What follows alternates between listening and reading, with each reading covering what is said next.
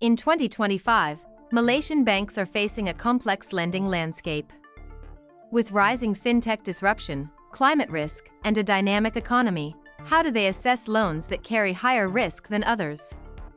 Today, we take you inside the core of modern banking decisions and what separates a high-risk loan approval from outright rejection.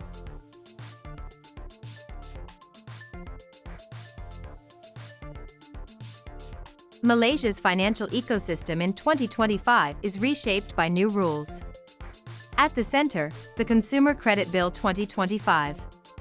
It brings non-bank lenders, like BNPL providers, under one roof, regulated by a new authority, the Consumer Credit Commission. Banks must now consider these players' data when assessing borrower exposure. Meanwhile, Basel III reforms raise the bar for how capital is measured. Banks must now apply stricter internal rating systems and maintain stronger capital reserves for high-risk loans. These frameworks don't just shape policy, they determine whether a bank can afford to say yes to your loan.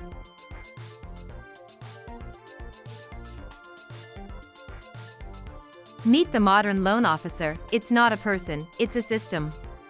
Banks now use AI-powered risk scoring models to process applications faster and more accurately than ever. With solutions like FICO, Malaysian banks can approve or reject a loan in under 4 minutes, analyzing everything from your transaction history to your online behavior.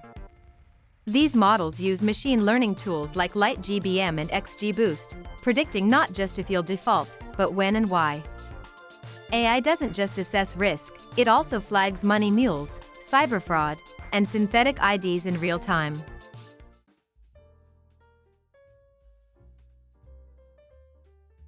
When it comes to risk, banks dig deep into the financial DNA of every borrower.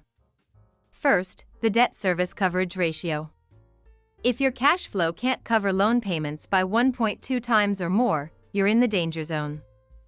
Then comes NPL ratios. If a bank's non-performing loan rate spikes, even slightly, it triggers automatic reviews and portfolio rebalancing. Loan loss provisions, sector exposure limits, and capital adequacy ratios all work like sensors in a cockpit, warning when it's time to pull back. High exposure to fragile sectors, like property, mining, or agriculture, can tip a bank's entire risk profile.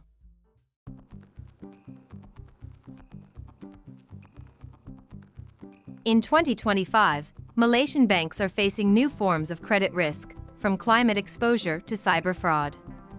In one real estate case, properties flagged as high-emission assets were labeled transition risks. Using BNM's climate guidance, the loan was restructured before asset value collapsed. At AmBank, real-time identity verification caught synthetic loan applications, shutting down cyber fraud rings before approval.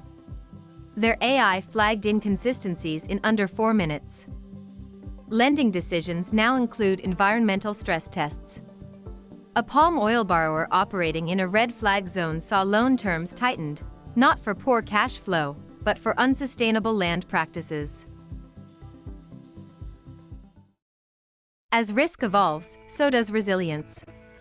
In Malaysia, the high-risk loan of yesterday could be tomorrow's opportunity, with the right data, the right systems, and the right oversight. The future of banking is here, and it's smarter than ever.